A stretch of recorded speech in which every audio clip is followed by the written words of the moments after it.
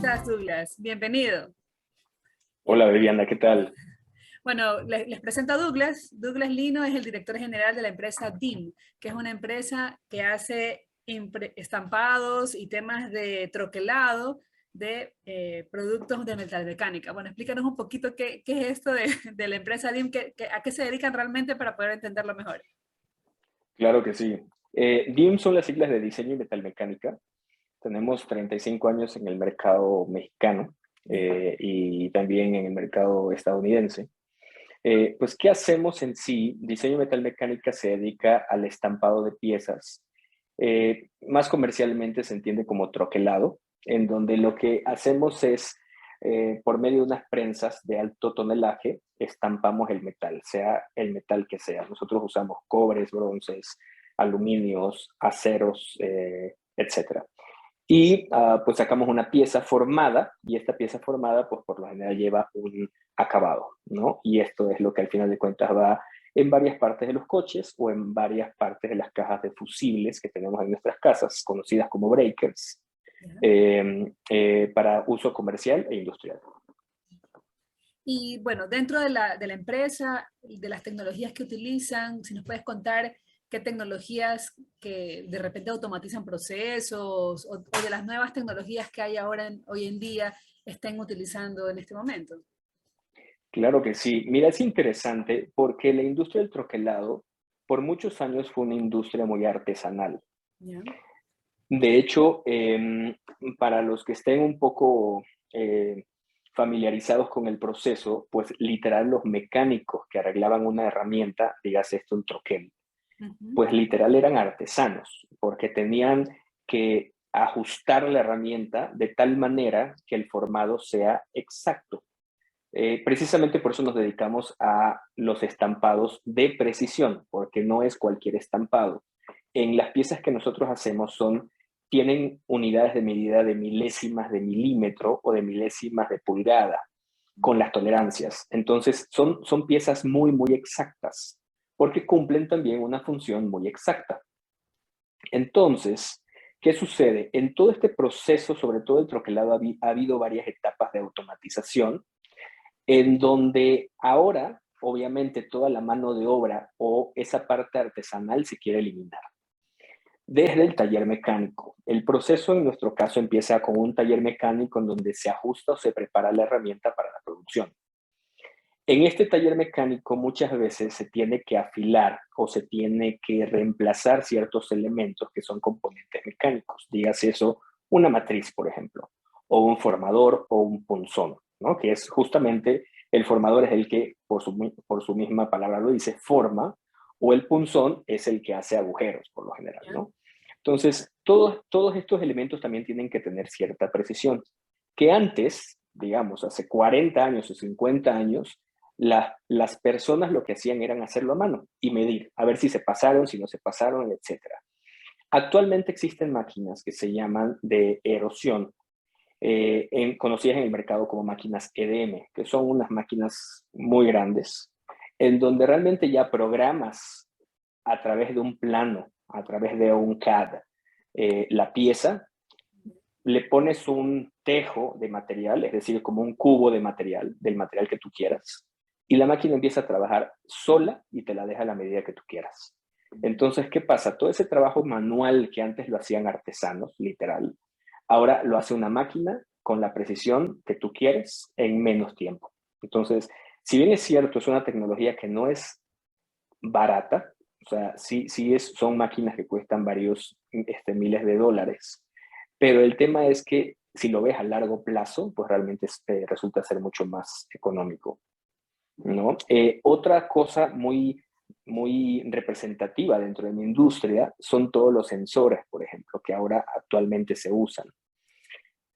Antes podían ocurrir ciertos, um, llamémosle así, accidente con las herramientas, que lo que hacía era, por ejemplo, dar un doble golpe o la cinta de metal no pasaba correctamente. Entonces, al ser una herramienta de precisión y al cerrarse, al hacer la presión, si se cerraba mal, ¿qué pasaba? Destrozabas la herramienta. Actualmente existen sensores también, que eso es parte de la automatización, que son, por lo general, son sensores láser, en donde ya te ven estos defectos y hacen que la máquina pare automáticamente. ¿Qué es lo que se ha logrado con esto? Menos supervisión de operadores, porque la máquina trabaja prácticamente sola. Y dos, pues realmente ha ahorrado muchísimos miles de dólares al evitar daños de herramientas. Y el tercer proceso macro, digamos, que nosotros tenemos de automatización es precisamente el tema de calidad. También por medio de sensores podemos tener la revisión de calidad de las piezas. Entonces, podemos medir ciertas cotas o dimensiones críticas en la misma máquina antes de que el producto final salga. Si hay alguna medida que se movió por la razón que sea, por lo general son desajustes de la misma herramienta, el mismo proceso, para el proceso, y en nuestro caso se enciende una luz y de cierta manera pues ya nos avisa que realmente esto hay un problema y que hay que atenderlo. Es donde entra ya la parte humana, que eso todavía no está automatizado. Pero digamos que esos son como tres procesos en donde hemos interactuado con todo este tema de automatización. El tema de la automatización en sí, para mí no es un proceso nuevo. Yo creo que ya llevamos mucho tiempo con eso y empezamos desde los sensores, los PLCs, etcétera. Pero yo creo que el tema más bien parte de un tema de decidir cuándo la necesitamos, ¿no? Porque hay mucha tecnología, ¿no? Y ahora pues te das cuenta que ahora pedimos hasta el súper por una aplicación. Pero ¿cuánto hubiese costado eso hace 10 años o hace 20, ¿no? Ya está más barata, ya está en manos de la gente. En este caso, por ejemplo, la tecnología o la automatización que nosotros usamos ya está más aligerada para los presupuestos de una planta industrial. Nosotros, bueno, aquí en México somos una industria considerada mediana. No somos gran empresa, pero tampoco somos una pyme. Pero ya inclusive para nuestros presupuestos como mediana empresa, ya la tecnología nos es accesible. Claro. Y con este tipo, bueno, tú me dices que ahorran bastante el tiempo. ¿Tienes una idea más o menos de la relación de cuánto tiempo es el ahorro entre haberlo hecho antes de manera artesanal con lo que ahora lo hacen a través de estos equipos? Claro, y mira, el diseñar una refacción como una matriz artesanalmente, digo, siempre han habido herramientas mecánicas, ¿no? Como son el torno, fresadoras, etcétera. Hacerla en un torno o en una fresadora y estar midiendo las piezas hasta que nos dé la precisión y con un alto porcentaje de riesgo de que no nos quede, nos podía llevar entre 2 o 3 días. Actualmente, esa misma pieza en una de estas máquinas que te menciono lleva horas. Entonces, una pieza promedio, en el caso nuestro, que un poquito hablando a lo mejor de estructuras de industria, nuestros troqueles son medianos, es decir, entre unos 200 a 600 toneladas de capacidad de máquina. Esos elementos nos puede llevar entre 2 a 5 horas fabricarlo, lo que antes, y por lo general también se hacen formas más difíciles. Entonces, ¿por qué? Porque no es muy difícil, digamos, hacer un cubo, por ejemplo, o un paralelepípedo, ¿no? Entonces, que de cierta manera pues, son solamente cuadrados, ¿no? Pero ahora en estas máquinas podemos hacer formas, la que te imagines y la que puedas diseñar en el CAD. ¿A qué empresas ustedes les dan servicio? De repente empresas que nos suenen un poquito más como que conocidas. Claro que sí. En el nivel eléctrico, los clientes nuestros son Siemens, Ah, ok. Schneider o Eaton, ¿no? Dentro de los grandes. Y en la parte de automotriz, nosotros somos un Tier 2. En la industria automotriz se usan niveles de proveeduría. Entonces, nosotros le surtimos a un Tier 1 y este Tier 1 le surte al OEM, que el OEM es el ensamblador del vehículo. Ya. Si ya hablamos de OEM, mis productos van en marcas como Honda, Chevrolet, Chrysler, Tesla, por ejemplo, ¿no? Entonces ya mi producto va ahí, pero yo no se lo entrego al OEM directamente, se lo entrego a un Tier 1, ¿no? Ya, ok, perfecto. Y a nivel de repente de temas de administrativos, ya de toma de decisiones, ¿tienen software que los ayuda a hacer un análisis de la información? A lo mejor incluso manejando información de temas justo de la productividad o cosas por el estilo que nos puedas compartir. Sí, bueno, ya no tan actual, ya llevamos 4 años y medio utilizando SAP, Ah, ok. y en donde nos ha permitido también automatizar ciertos procesos, tanto administrativos como, por ejemplo, el tema de código de barras, ¿no? Para el surtimiento de material, porque en la industria, sobre todo automotriz, tenemos etiquetas que son personalizadas para cada cliente. Ujú. Entonces, imagínate estar diseñando todo eso o imprimiendo cada etiqueta cada vez que sale un pedido. Entonces, todo eso ya inclusive sale desde la misma orden de producción hasta cuando se va el producto terminado. ¿Qué nos asegura eso? Pues una trazabilidad de la producción correcta. Entonces, por ejemplo, eso es dentro de lo más representativo. Otra de las cosas de automatizaciones que hemos tenido, pues son, que eso es más común, que son todos los reportes, ¿no? O sea, como ya tienes, y actualmente los software, ¿qué hacen? Como ya tienes una gran base de datos, ¿no? Y hay toda una ciencia que se llama minería de datos, etcétera, etcétera. ¿Qué es lo que sucede? Que pues antes, ¿no? Que tenías todos esos datos más bien, convertirla en información te demoraba mucho tiempo. Ujú. Actualmente, pues mientras haya una base de datos con un dato dentro de SAP, nosotros podemos hacer un cubo de información y poder sacar el reporte que tú quieras. Entonces, eso para nosotros como planta también nos fue de mucha utilidad, porque antes de esto teníamos un software un poco menos, digamos así, fácil o familiar para todo el mundo. Ujú. Y pasaba mucha gente haciendo reportes, pasaba tiempo haciendo reportes. Y realmente cuando le dimos la herramienta, pues tuvimos que encontrar otras funciones para personas porque ya no tenían tanto tiempo ocupado para hacer dichos Ujú. reportes, ¿no? Entonces, lo que antes demoraba tal vez 2 o 3 días, inclusive haciéndolos en Excel, pues ahora con un clic te lo daba enseguida. O sea que tienen en este caso la herramienta de SAP que hace todo este tema de reportes. ¿Cómo se llama la solución? Bueno, es el reportero de SAP. Dentro Ah, de el SAP reporte de hay SAP. una solución que puedes tener reportes ya estándar que vienen en la herramienta o puedes familiarizarlos también, Porque también hay, personalizarlos, perdón. la solución de inteligencia de negocios de SAP. Sí, Ajá. Esa sí, también. nosotros manejamos algo que se llama Fiori, Ya. que Fiori realmente es como la versión móvil de todo esto, Ah, en chévere. donde yo también en mi celular pues puedo ver las ventas en tiempo real, puedo ver los inventarios en tiempo real, y eso pues realmente, bueno, cuentas por cobrar, cuentas por pagar, que ya son herramientas que también te permiten tomar decisiones en el momento, ¿no? Que eso también es importante, porque antes pues tenía que pedirle a mi financiera un reporte de un análisis de algo, de riesgo de cierto cliente, y ahora lo tengo en mi móvil. Ujú. Y eso justo es de SAP, el Fiori. Sí, sí, Ah, qué Fiori es interesante. by SAP. Ah, qué interesante, qué interesante. ¿Qué otra cosa de repente nos puedas contar relacionada a automatización o nuevas tecnologías que estén utilizando dentro de, de DIM? Bueno, los mismos software de diseño Ah, actualmente ok. son tan inteligentes. Ujú. Antes manejábamos, por ejemplo, lo que comúnmente conocemos como el AutoCAD. Ahora las herramientas han evolucionado tanto que en cambio, bueno, no es lo mismo, pero usamos un CAD, que es un diseño realmente por computadora, Ujú. y softwares que pueden hacerlo, que los ingenieros pueden hacer maravillas con eso. Las últimas herramientas que se llaman, no sé si puedo decir nombre, porque yo creo que no es porque son marcas conocidas, ProEngineer, por ejemplo. Ya. Tú puedes hacer desde el diseño de tu pieza, el software te lo puede convertir a un 3D, Ya. y el software inclusive puede simular cómo se va a comportar ciertas características de los materiales.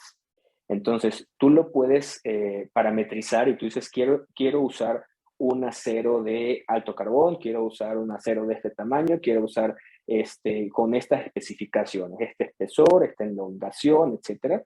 Ujú. Y el mismo software te dice cómo se va a comportar el producto. Entonces, ya puedes diseñar y puedes simular comportamientos de metales, por ejemplo, en el mismo software, que antes pues realmente simplemente no existía, solamente eran tus formulitas como ingeniero que tenías que hacer, y bueno, para los ingenieros pues sabremos que la vida no es fácil y lo que te dice muchas veces la fórmula es lo que debería de pasar, pero ya en la realidad es otra, porque tienes más variables. Entonces, en este tipo de software inclusive puedes poner comportamiento de máquina, ¿no? Entonces, ya eso también nos ha facilitado muchísimo la vida.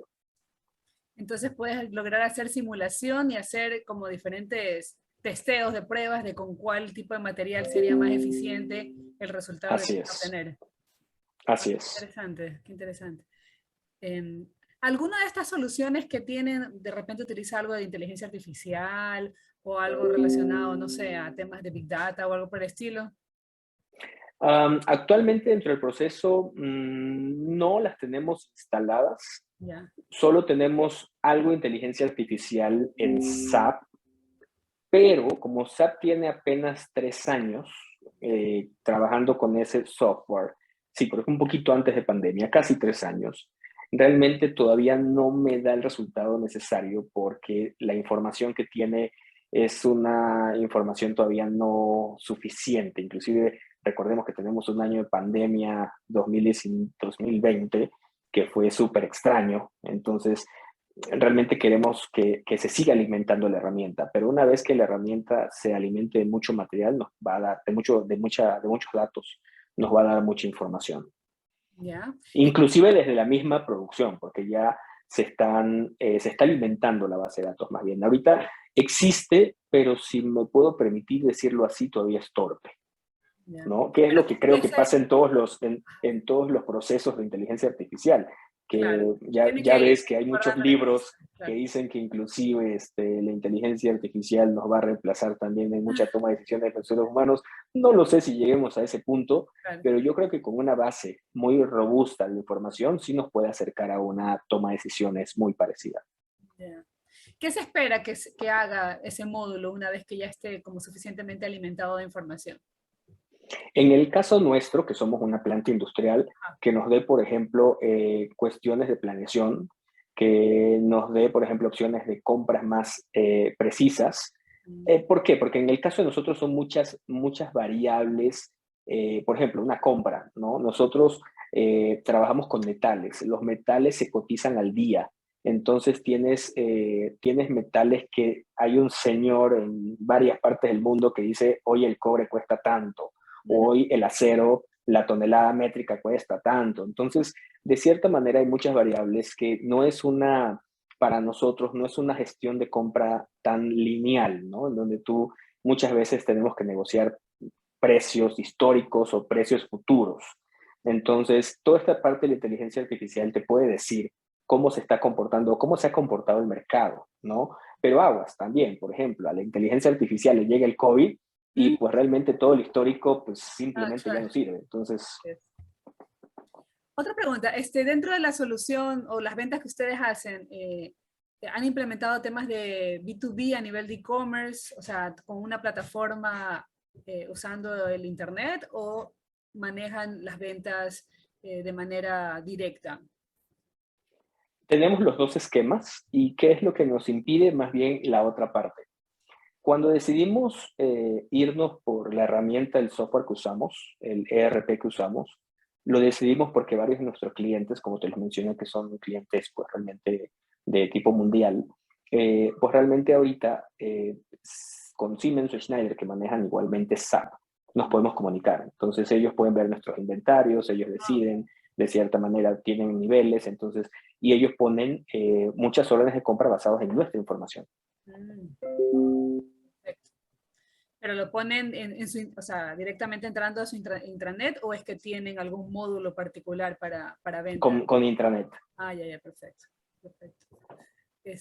Bueno, ¿alguna otra cosa que nos puedas Y al contrario, ¿eh? O sea, nosotros también podemos entrar al internet de nuestros clientes y ya? ver varios tipos de cosas administrativas. Ellos no nos permiten tampoco entrar tanto su información, pero Claro. por ejemplo, el portal de facturación, Ajá, eso. subir cosas de estas, ya ves, digo, también en Ecuador entiendo que ya existe la facturación electrónica, Sí, sí. entonces todo eso ya se facilita, ¿no? Entonces, porque tú ya subes a un portal y pues ya hay muy poca interacción, ¿no? Entonces, inclusive el proceso burocrático de revisión de facturas que muchas veces muchos lo tienen, pues ahorita ya es de cierta manera es un proceso automático porque el mismo software, al tener toda esa información, te cuadra toda la información que tienes en el sistema, como que, por ejemplo, en el almacén si se recibió la cantidad, si el precio está bien, o sea, todo eso que antes hacía una persona en su escritorio con un check, ahora toda esa información la hace el sistema.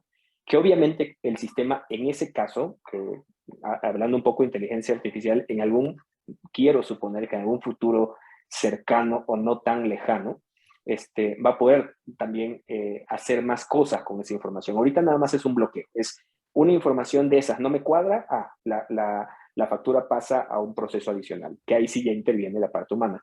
Pero ya todo lo que está correcto ya lo pasa, ¿no? Entonces, ¿qué pasa? De un 100%, de los cuales siempre hay un porcentaje de facturas erróneas, digamos un 10%, pero tenías que checar el 100% para llegar a ese 10%. Claro. En cambio, ¿ahora qué sucede? Ahora ya el 90% te lo depura el sistema y la parte humana solamente se queda con el 10%. Claro. Y ya depurada, ya filtrada. O sea, te dice, estas son las que tienes que revisar porque algo no está bien. Ah, perfecto. Bueno, pues Douglas, realmente muy interesante lo que nos cuentas. Bueno, les cuento que Douglas es ecuatoriano. Es aquí, oriundo de Ecuador, pero que decidió irse a México a trabajar, a especializar. Así que, bueno, y cuéntanos un poquito acerca de cómo así te decidiste viajar a México e ir a esa aventura, ya hace, que son 30 años siquiera. ¿Cuántos años ya tienes? No tanto, No son no tantos. tanto. 14. Ah, ya, wow. Pero bueno, mi decisión fue porque vine precisamente a especializarme, a hacer una maestría en administración y desarrollo de nuevos negocios. Y pues mi idea nunca fue quedarme. Y de hecho es hasta anecdótico porque cuando ya termino la maestría dentro de la universidad había como una bolsa de trabajo y nos decían, nos buscaban las empresas, ¿no? Y yo siempre me entrevistaban y decía, bueno, ¿y qué te quieres quedar en México? Yo, no. Ah, pero ¿por qué vienes a la entrevista? No, pues la universidad me mandó, ¿no? Ah, ok. Y hubo un par de empresas que me dijo, bueno, pues ¿cuánto tiempo quisieras trabajar en la empresa? Yo le dije, pues 1 año, máximo. Y pues obviamente hay empresas que dicen, pues, ¿para qué me haces perder el tiempo, no? Hasta que, bueno, una empresa me dijo, está bien, ayúdanos 1 año. Y yo dije, bueno, 1 año sí me puedo quedar. Y en esa empresa estuve casi 7 años. Wow. Entonces, bueno, ya sabes, las cosas se van dando. Te digo, mi idea original no fue quedarme en México, pero luego ya me aferré a esta tierra por algunos motivos. Y pues ahora estoy acá vivo, y bueno, pues, un ecuatoriano administrando un negocio multinacional desde México. Bueno, pues a buena hora. Tenemos un ecuatoriano que está ahí haciendo quedar en alto al Ecuador.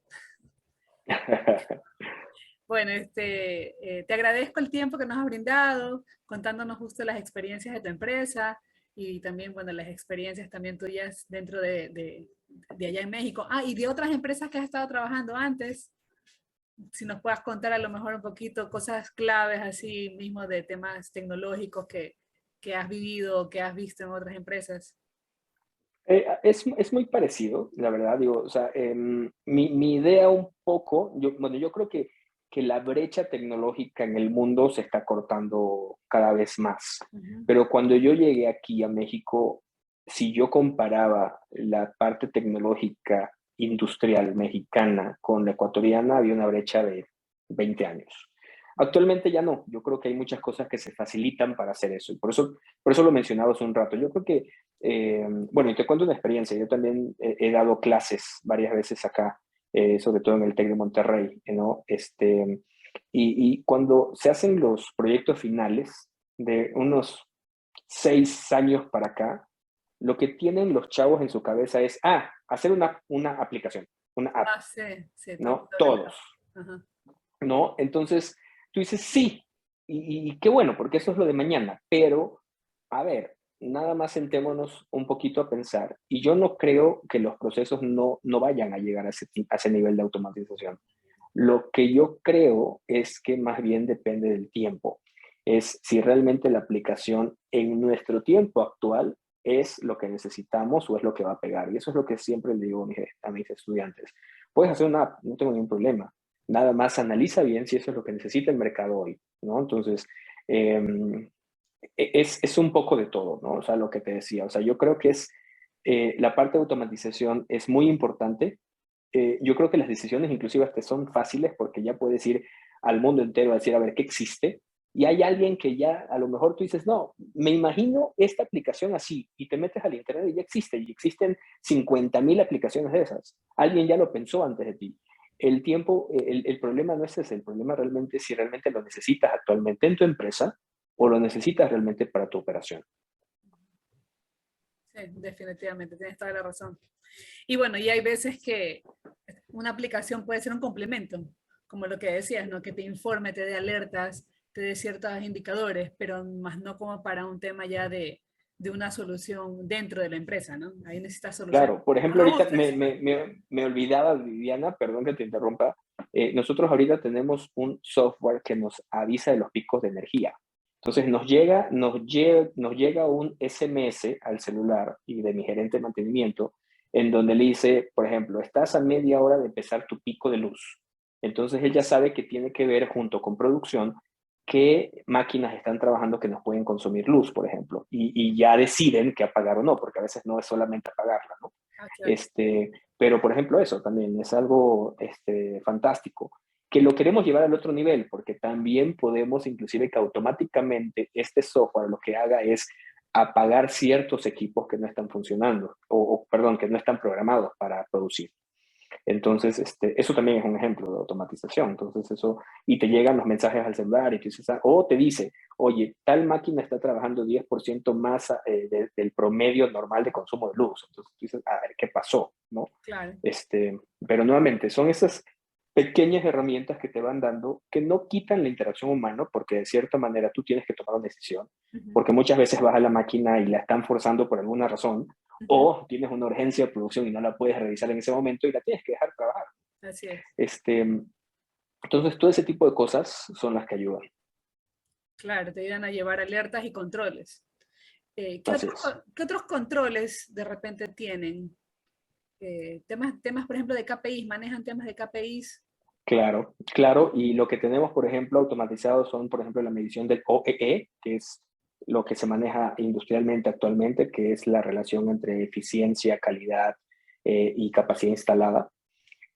Por ejemplo, si hay una máquina que está trabajando menos del OE programado, pues realmente ya se atiende. Se Ujú, encienden luces, tenemos una cuestión de semáforos. ujú. También está el tema del nivel de scrap. Si en ciertas horas ya se pasa el nivel promedio de scrap, también se enciende una luz. Entonces también hacemos, bueno, es el complemento, como tú bien lo dijiste, porque también usamos varias de estas técnicas industriales, también japonesas, varias, ¿no? Que existen hoy en día. Y bueno, y las complementamos con eso, ¿no? Entonces, por ejemplo, ok, si hay una máquina que está produciendo muchísimo scrap, pues realmente se decide pararla y se hace una reunión en sitio donde se analiza el problema y si se puede solucionar ahí mismo, pues se lo hace, ¿no? Entonces, cosas de esas son las que nos permiten también tomar decisiones. ¿A qué te refieres con scrap? Cuando dices que hacen... El desperdicio, Ah, ok. el, el desperdicio del proceso. Ya, ya, ya, perfecto. Ah, entonces te va midiendo también el desperdicio para que te Así es. vaya... Si hay un desperdicio excesivo o más arriba del programado, por ejemplo, ¿por qué? Porque ya hay un cierto porcentaje permitido de scrap, entonces si ya se va acercando o pasando ese porcentaje, pues se activa también una alarma. Ah, perfecto, perfecto. Bueno, pues Douglas, agradezco tu tiempo. Gracias por compartirnos estas experiencias en este espacio que hemos dedicado para justo ver qué hay a nivel internacional en diferentes ámbitos, en la industria. Bueno, también he estado entrevistando gente de otros ámbitos, otros sectores. Entonces, así que la idea era justo ir conociendo para que los alumnos puedan ver cómo aplicar las nuevas tecnologías dentro de los diferentes sectores. Así que muchas gracias. A ti, Diana, por el espacio y pues a todos los que me están escuchando también por el tiempo. Y espero que esto haya sido de ayuda. Ok.